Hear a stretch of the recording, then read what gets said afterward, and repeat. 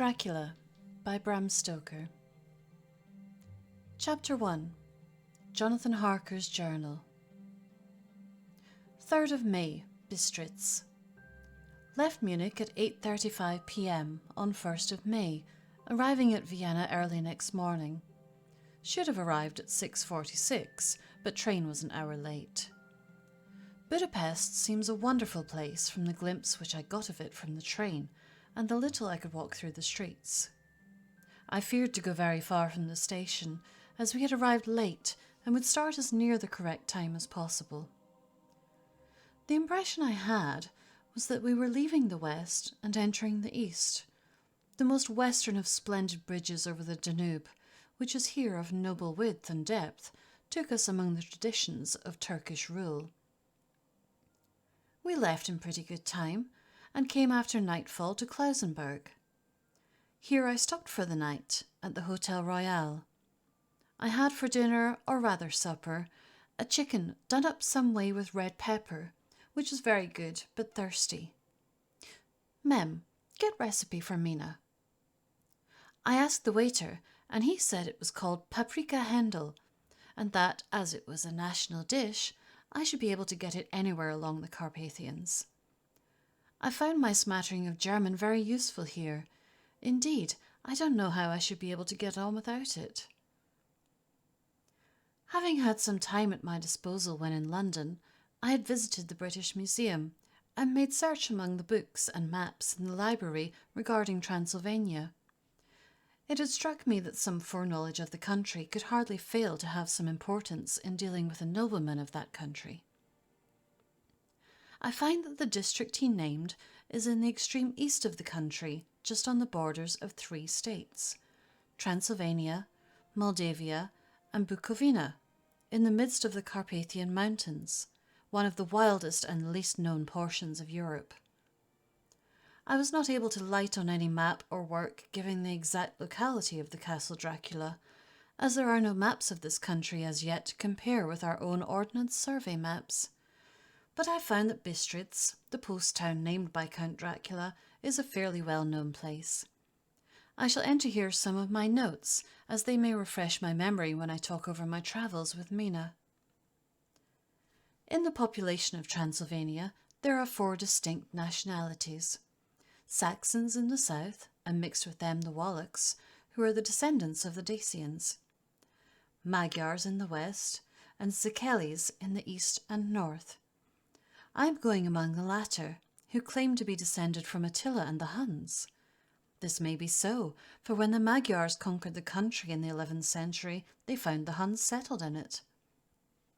I read that every known superstition in the world is gathered into the horseshoe of the Carpathians, as if it were the centre of some sort of imaginative whirlpool. If so, my stay may be very interesting. Mem, I must ask the Count about all of them. I did not sleep well, though my bed was comfortable enough, for I had all sorts of queer dreams. There was a dog howling all night under my window, which may have had something to do with it, or may have been the paprika, for I had to drink up all the water in my carafe and was still thirsty. Towards morning I slept and was wakened by the continuous knocking at my door, so I guess I must have been sleeping soundly then. I had for breakfast more paprika, and a sort of porridge of maize flour which they said was mamaliga, and eggplant stuffed with forcemeat, a very excellent dish which they call impletata. Mem, get recipe for this also. I had to hurry breakfast, for the train started a little before 8, or rather it ought to have done so, for after rushing to the station at 7:30 I had to sit in the carriage for more than an hour before we began to move. It seems to me that the further east you go, the more unpunctual are the trains. What ought they to be in China? All day long we seemed to dawdle through a country which was full of beauty of every kind. Sometimes we saw little towns or castles on the top of steep hills, such as we see in old missals.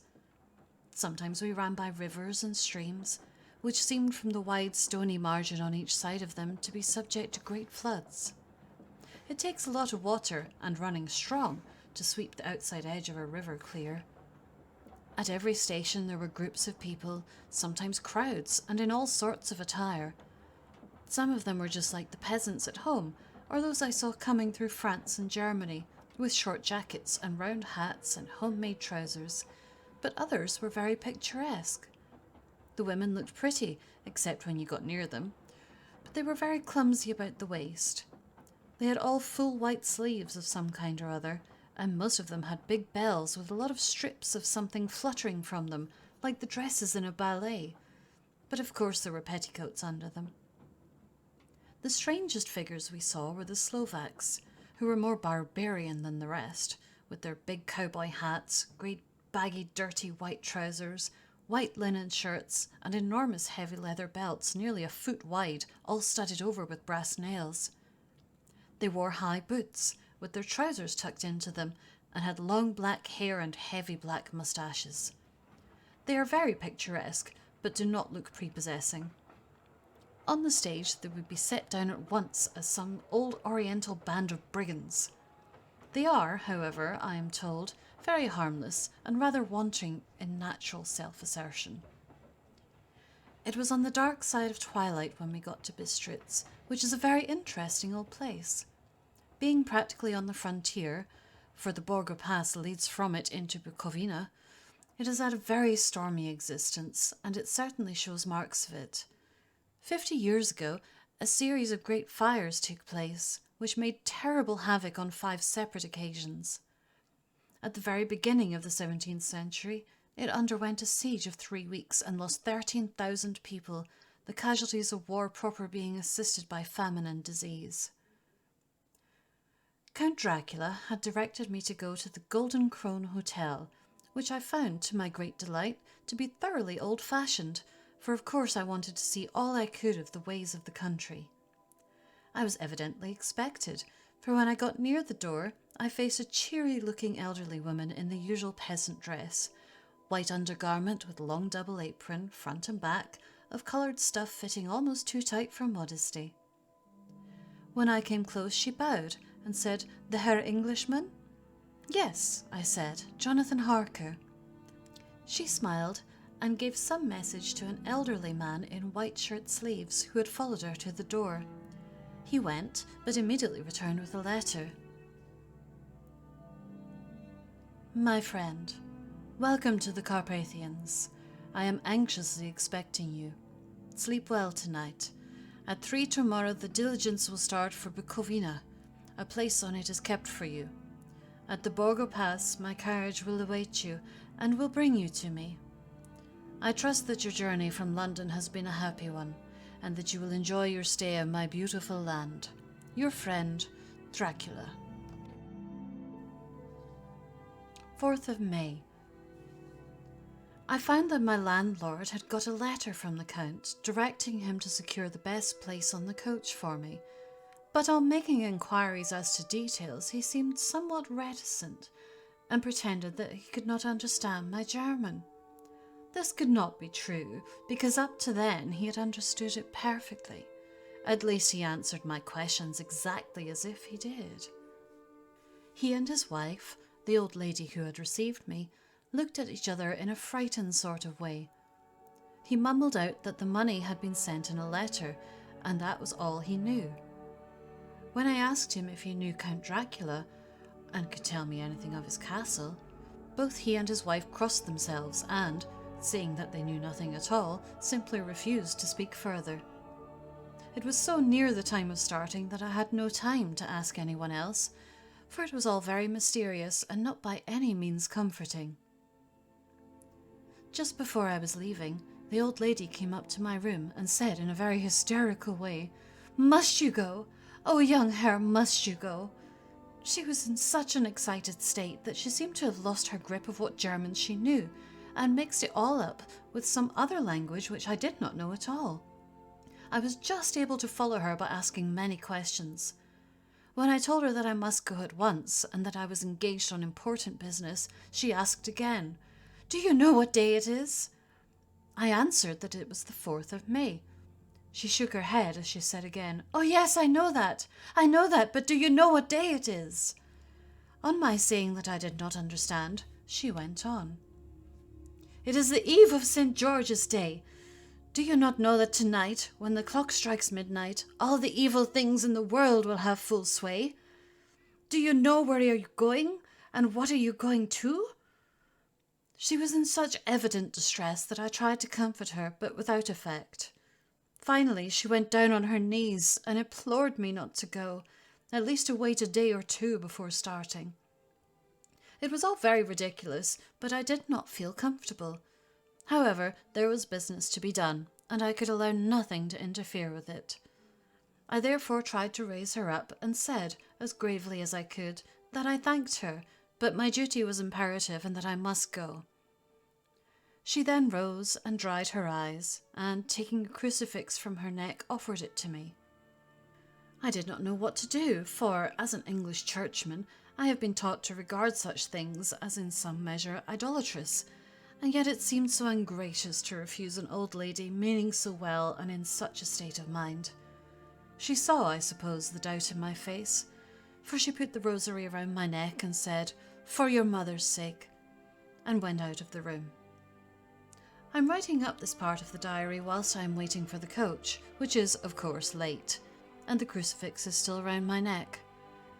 Whether it is the old lady's fear, or the many ghostly traditions of this place, or the crucifix itself, I do not know, but I'm not feeling nearly as easy in my mind as usual. If this book should ever reach Mina before I do, let it bring my goodbye. Here comes the coach. May the 5th, the castle. The grey of the morning has passed, and the sun is high over the distant horizon, which seems jagged, whether with trees or hills I know not, for it is so far off that big things and little are mixed. I am not sleepy, and as I am not to be called till I am awake, naturally I write till sleep comes. There are many odd things to put down, and, lest who reads them may fancy that I dined too well before I left Bistritz, let me put down my dinner exactly. I dined on what they call rubber steak, bits of bacon, onion and beef, seasoned with red pepper and strung on sticks and roasted over the fire, in the simple style of the London's cat meat. The wine was golden mediash, which produces a queer sting on the tongue, which is, however, not disagreeable. I had only a couple of glasses of this and nothing else. When I got on the coach, the driver had not taken his seat, and I saw him talking with the landlady. They were evidently talking of me, for every now and then they looked at me, and some of the people who were sitting on the bench outside the door, which they call by a name meaning word-bearer, came and listened, and then looked at me, most of them pityingly.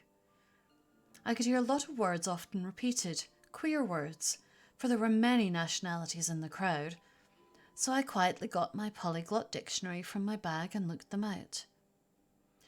I must say they were not cheering to me, for amongst them were Ordog, Satan, Pokol, Hell, Strigojka, Witch, Vrolok and Vlkoslak, both of which mean the same thing, one meaning Slovak and the other Servian for something that is either werewolf or vampire. Mem, I must ask the Count about these superstitions. When we started, the crowd round the inn door, which had by this time swelled to a considerable size, all made the sign of the cross and pointed 2 fingers towards me.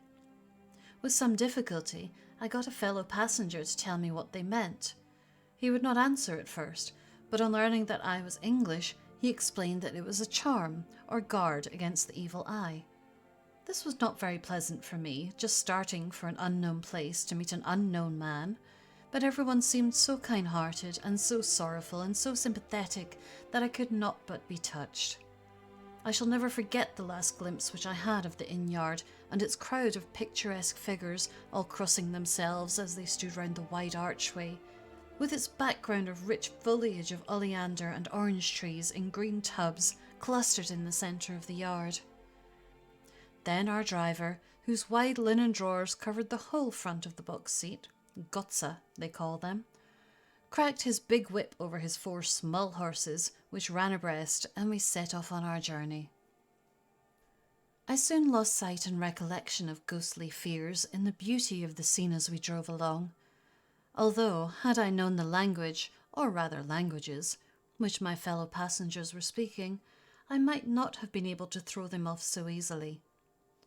Before us lay a green sloping land of forests and woods, with here and there steep hills crowned with clumps of trees or with farmhouses, the blank gable end to the road. There was everywhere a bewildering mass of fruit blossoms, apple, plum, pear, cherry, and as we drove by I could see the green grass under the trees spangled with the fallen petals. In and out amongst these green hills of what they call here the Mittelland ran the road, losing itself as it swept round the grassy curve or was shut out by the straggling ends of pine woods, which here and there ran down the hillside like tongues of flame. The road was rugged, but still we seemed to fly over it with a feverish haste. I could not understand then what the haste meant, but the driver was evidently bent on losing no time in reaching Borgoprund. I was told that this road is in summertime excellent, but that it had not yet been put in order after the winter snows. In this respect, it is different from the general run of roads in the Carpathians, for it is an old tradition that they are not to be kept in too good order. Of old, the Hospodars would not repair them, lest the Turks should think that they were preparing to bring in foreign troops and so hasten the war which was always really at loading point. Beyond the green swelling hills of the Mittelland rose mighty slopes of forest up to the lofty steeps of the Carpathians themselves. Right and left of us they towered, with the afternoon sun falling full upon them and bringing out all the glorious colours of this beautiful range, deep blue and purple in the shadows of the peaks, green and brown where grass and rock mingled, and an endless perspective of jagged rock and pointed crags, till these were themselves lost in the distance where the snowy peaks rose grandly. Here and there seemed mighty rifts in the mountains, through which, as the sun began to sink, we saw now and again the white gleam of falling water. One of my companions touched my arm as we swept round the base of a hill and opened up the lofty snow-covered peak of a mountain, which seemed, as we wound on our serpentine way, to be right before us. "Look, Isten Sek, God's seat!" and he crossed himself reverently.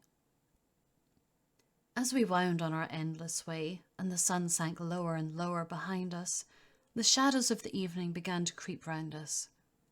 This was emphasized by the fact that the snowy mountain tops still held the sunset and seemed to glow out with a delicate, cool pink. Here and there we passed Czechs and Slovaks, all in picturesque attire, but I noticed that the Gotra was painfully prevalent. By the roadside were many crosses, and as we swept by, my companions all crossed themselves.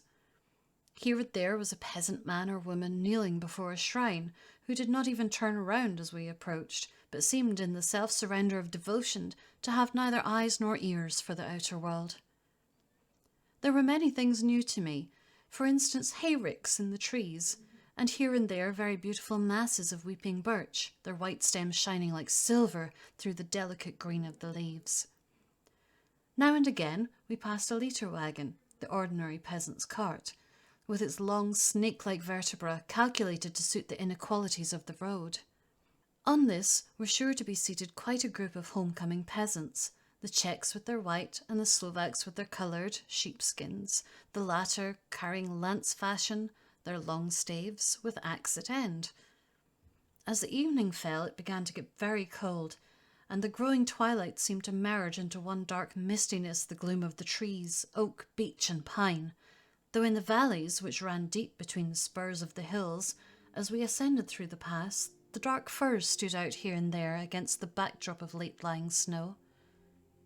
Sometimes, as the road was cut through the pine woods that seemed in the darkness to be closing down upon us, great masses of greyness, which here and there bestrewed the trees, produced a peculiarly weird and solemn effect, which carried on the thoughts and grim fancies engendered earlier in the evening, when the falling sunset threw into strange relief the ghost-like clouds, which amongst the Carpathians seemed to wind ceaselessly through the valleys. Sometimes the hills were so steep that, despite our driver's haste, the horses could only go slowly. I wished to get down and walk up them, as we do at home, but the driver would not hear of it. "No, no," he said, You must not walk here. The dogs are too fierce."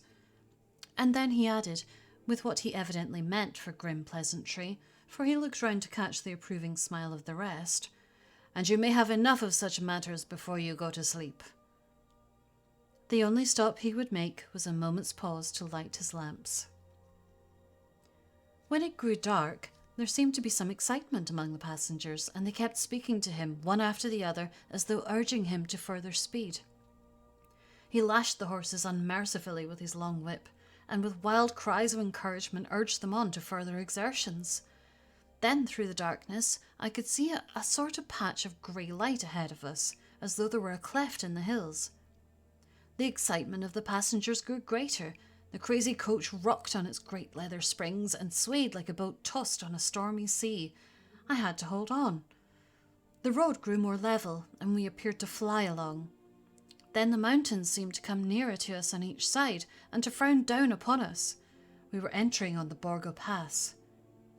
One by one, several of the passengers offered me gifts, which they pressed upon me with an earnestness which would take no denial. These were certainly of an odd and varied kind, but each was given in simple good faith, with a kindly word and a blessing, and that strange mixture of fear-meaning movements which I had seen outside the hotel at Bistritz, the sign of the cross and the guard against the evil eye. Then, as we flew along, the driver leaned forward, and on each side the passengers, craning over the edge of the coach, peered eagerly into the darkness. It was evident that something very exciting was either happening or expected, but though I asked each passenger, no one would give me the slightest explanation. This state of excitement kept on for some little time, and at last we saw before us the pass opening out on the eastern side. There were dark rolling clouds overhead, and in the air, heavy, oppressive sense of thunder. It seemed as though the mountain range had separated two atmospheres, and that now we had got into the thunderous one, I was now myself looking out for the conveyance which was to take me to the Count. Each moment I expected to see the glare of lamps through the blackness, but all was dark. The only light was the flickering rays of our own lamps, in which the steam from our hard-driven horses rose in a white cloud. We could see now the sandy road laying white before us, but there was on it no sign of a vehicle.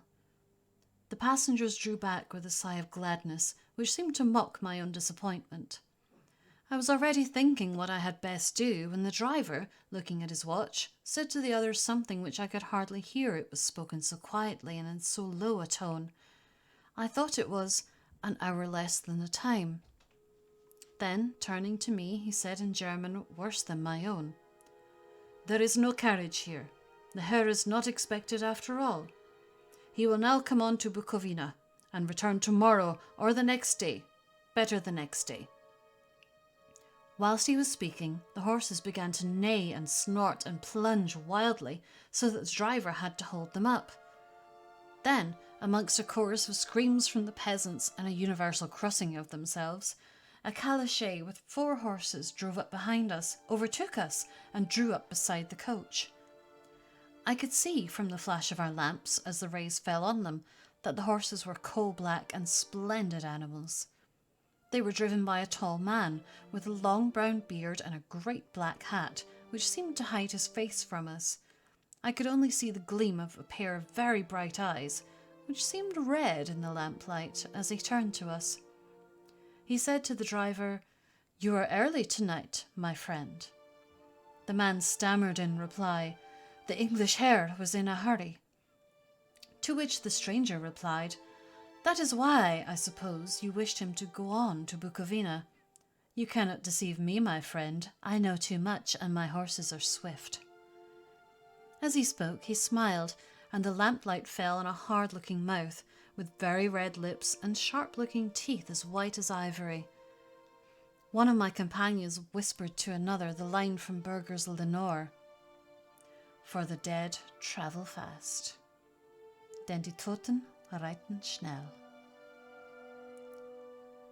The strange driver evidently heard the words, for he looked up with a gleaming smile. The passenger turned his face away, at the same time putting out his 2 fingers and crossing himself. "Give me the Herr's luggage," said the driver, and with exceeding alacrity, my bags were handed out and put in the calash. Then I descended from the side of the coach, as the calash was close alongside, the driver helping me with a hand which caught my arm in a grip of steel. His strength must have been prodigious. Without a word, he shook his reins, the horses turned, and we swept into the darkness of the pass. As I looked back, I saw the steam from the horses of the coach by the light of the lamps, and projected against it the figures of my late companions crossing themselves. Then the driver cracked his whip and called to his horses, and off they swept on their way to Bukovina. As they sank into the darkness, I felt a strange chill, and a lonely feeling came over me. But a cloak was thrown over my shoulders and a rug across my knees, and the driver said in excellent German, "The night is chill, mein Herr, and my master the Count bade me to take all care of you. There is a flask of Slivovitz, the plum brandy of the country, underneath the seat, if you should require it." I did not take any, but it was a comfort to know it was there all the same. I felt a little strangely and not a little frightened. I think had there been any alternative, I should have taken it instead of prosecuting that unknown night journey. The carriage went at a hard pace straight along. Then we made a complete turn and went along another straight road. It seemed to me that we were simply going over and over the same ground again, and so I took note of some salient point and found that this was so. I would have liked to have asked the driver what this all meant, but I really feared to do so, for I thought that, placed as I was, any protest would have had no effect in case there had been an intention to delay. By and by, however, as I was curious to know how time was passing, I struck a match, and by its flame looked at my watch. It was within a few minutes of midnight. This gave me a sort of shock, for I suppose the general superstition about midnight was increased by my recent experiences. I waited with a sick feeling of suspense. Then a dog began to howl somewhere in a farmhouse far down the road, a long, agonized wailing as if from fear. The sound was taken up by another dog, and then another, and another, till, borne on the wind which now sighed softly through the past, a wild howling began, which seemed to come from all over the country, as far as the imagination could grasp it through the gloom of night. At the first howl, the horses began to strain and rear, but the driver spoke to them soothingly, and they quieted down, but shivered and sweated as though after a runaway from sudden fright. Then, far off in the distance, from the mountains on each side of us, began a louder and sharper howling, that of wolves, which affected both the horses and myself in the same way. For I was minded to jump from the calash and run, whilst they reared again and plunged madly, so that the driver had to use all his great strength to keep them from bolting. In a few minutes, however, my own ears got accustomed to the sound, and the horses so far became quiet that the driver was able to descend and to stand before them. He petted and soothed them and whispered something in their ears, as I have heard of horse tamers doing, and with extraordinary effect, for under his caresses they became quite manageable again, though they still trembled. The driver again took his seat and, shaking his reins, started off at a great pace. This time, after going to the far side of the pass, he suddenly turned down a narrow roadway which ran sharply to the right. Soon we were hemmed in with trees, which in places arched right over the roadway till we passed as through a tunnel, and again great frowning rocks guarded us boldly on either side. Though we were in shelter, we could hear the rising wind, for it moaned and whistled through the rocks, and the branches of the trees crashed together as we swept along. It grew colder and colder still, and fine powdery snow began to fall, so that soon we and all around us were covered with a white blanket. The keen wind still carried the howling of the dogs, though this grew fainter as we went on our way. The baying of the wolves sounded nearer and nearer, as though they were closing round on us from every side. I grew dreadfully afraid, and the horses shared my fear. The driver, however, was not in the least disturbed. He kept turning his head to left and right, but I could not see anything through the darkness. Suddenly, away on our left, I saw a faint flickering blue flame. The driver saw it at the same moment. He at once checked the horses and, jumping to the ground, disappeared into the darkness. I did not know what to do, the less as the howling of the wolves grew closer, But while I wondered, the driver suddenly appeared again, and without a word took his seat, and we resumed our journey. I think I must have fallen asleep and kept dreaming of the incident, for it seemed to be repeated endlessly, and now looking back, it is like a sort of awful nightmare. Once the flame appeared so near the road that even in the darkness around us I could watch the driver's motions. He went rapidly to where the blue flame arose. It must have been very faint, for it did not seem to illumine the place around it at all, and gathering a few stones, formed them into some device. Once there appeared a strange optical effect. When he stood between me and the flame, he did not obstruct it, for I could see its ghostly flicker all the same. This startled me, but as the effect was only momentary, I took it that my eyes deceived me straying through the darkness. Then for a time there were no blue flames, and we sped onwards through the gloom, with the howling of the wolves around us as though they were following a moving circle. At last there came a time when the driver went further afield than he had yet gone, and during his absence the horses began to tremble worse than ever and to snort and scream with fright. I could not see any cause for it, for the howling of the wolves had ceased altogether, but just then the moon, sailing through the black clouds, appeared behind the jagged crest of a beetling, pine-clad rock, and by its light I saw around us a ring of wolves, with white teeth and lolling red tongues, with long, sinewy limbs and shaggy hair. They were 100 times more terrible in the grim silence which held them than even when they howled. For myself, I felt a sort of paralysis of fear. It is only when a man feels himself face to face with such horrors that he can understand their true import. All at once the wolves began to howl as though the moonlight had some peculiar effect on them. The horses jumped about and reared and looked helplessly round with eyes that rolled in a way painful to see, but the living ring of terror encompassed them on every side, and they had perforce to remain within it. I called to the coachman to come, for it seemed to me that our only chance was to try and break out through the ring and to aid his approach. I shouted and beat the side of the calichet, hoping by the noise to scare the wolves from that side so as to give him a chance of reaching the trap. How he came there I know not, but I heard his voice raised in a tone of imperious command, and looking towards the sound, saw him stand in the roadway. As he swept his long arms, as though brushing aside some impalpable obstacle, the wolves fell back, and back further still. Just then, a heavy cloud passed across the face of the moon so that we were again in darkness. When I could see again, the driver was climbing into the calichet and the wolves had disappeared. This was all so strange and uncanny that a dreadful fear came upon me, and I was afraid to speak or move. The time seemed interminable as we swept on our way, now in almost complete darkness, for the rolling clouds obscured the moon. We kept on ascending, with occasional periods of quick descent, but in the main always ascending. Suddenly, I became conscious of the fact that the driver was in the act of pulling up the horses in the courtyard of a vast ruined castle, from whose tall black windows came no ray of light, and whose broken battlements showed a jagged line against the moonlit sky.